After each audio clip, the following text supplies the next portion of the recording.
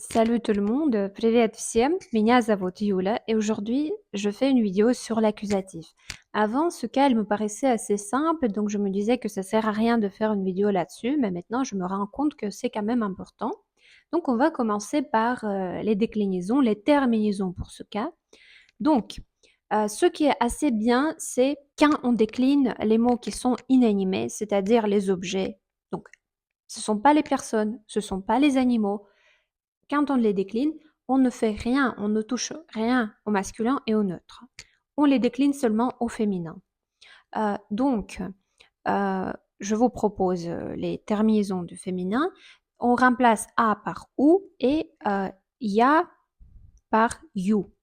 Par exemple, я вижу маму, я вижу Юлю. Donc, мама, on a remplacé a par ou. Маму, Юля, on a remplacé ya par you, Юлю. Voilà, pour l'instant, c'est assez simple, mais si le féminin a le signe mou à la fin, on change rien non plus. Я вижу дочь. Дочь, signe mou à la fin, on ne change rien à l'accusatif. Quant au masculin et au neutre, on commence à décliner le masculin et le neutre s'il s'agit des mots animés. Pour le neutre, en fait, le neutre, il est toujours inanimé, mais pour le masculin, c'est d'actualité, oui. Masculin peut être animé. Par exemple, я вижу парня, я вижу мужа. Donc, masculin animé, accusatif est comme le génitif. Vous prenez les terminaisons a, я. Donc, мужа, а и парня, парень, avec ses mots, il est devenu парня avec ya à la fin. Voilà, donc accusatif masculin, accusatif animé égale génitif masculin. Je sais que pour certains, ça peut être compliqué, mais ça facilite un peu la vie parce qu'on sait que c'est la même terminaison, la même conjugaison.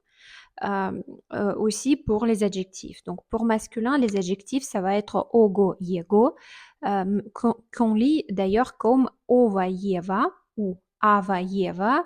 Ça dépend de l'accent. Où est l'accent? Si l'accent est sur o, on va dire ova.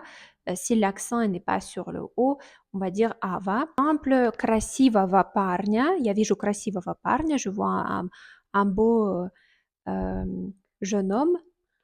И я вижу хорошего мужчину. Je vois un bonhomme. Я знаю хорошего писателя. Je connais un bon écrivain. Я знаю хорошего писателя. Quant au féminin, les terminaisons des adjectifs, c'est ou, you. Например, par exemple, я вижу красивую женщину. Je vois une belle femme. И я знаю интересную статью. Je connais un bon article. Интересную статью. Vous voyez, donc ou you et ou you pour les substantifs. On a besoin de notre accusatif. L'accusatif, comme je vous ai donné des exemples, я знаю, я вижу, je vois, je connais, c'est-à-dire c'est le complément d'objet direct. C'est quelque chose qui va directement après le verbe. Comme en français, très souvent, les verbes qui exigent le complément d'objet direct en français, après ces verbes, on met l'accusatif en russe. Покупать, acheter, видеть, voir, lire, читать, смотреть, regarder, aimer, любить. Voilà, après tous ces verbes, on met l'accusatif. Mais en plus, l'accusatif est utilisé pour exprimer la destination avec les verbes de mouvement. Par exemple, quand on dit qu'on va quelque part, on est allé quelque part et on parle de la destination, on met notre destination à l'accusatif également. Par exemple, я иду в школу. В школу, donc le mot школа, on a mis à l'accusatif parce que c'est ma destination. Si je suis déjà à l'école, je ne mets pas l'école à l'accusatif. Mais si je veux mettre l'école comme ma destination, là, je vais utiliser l'accusatif. Ou par exemple, я ездил в Париж. Je suis allée à Paris. Я ездил в Париж. Paris, on n'a rien changé parce que Paris, c'est masculin masculin inanimé, donc on ne change rien et c'est l'accusatif parce que j'y suis allée et c'était ma destination. Voilà. Mais on doit se souvenir quand même des verbes qui sont utilisés parfois dans le sens figuré. Par exemple, выходить замуж, pour les femmes d'ailleurs. Выходить замуж, se marier.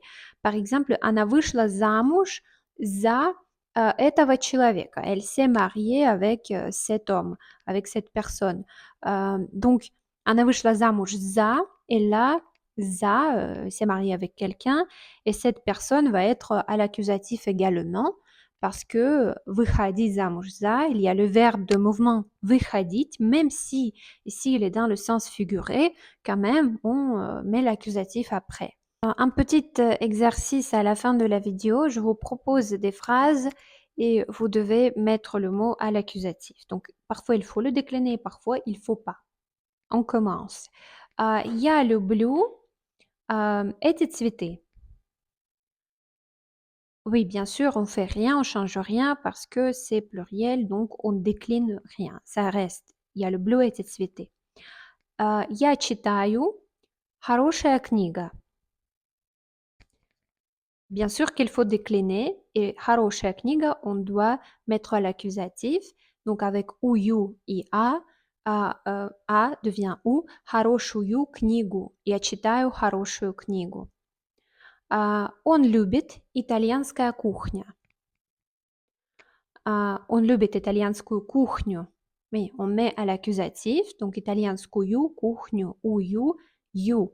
Oui, on a changé les terminaisons, c'est féminin inanimé, mais à l'accusatif, on change. Да?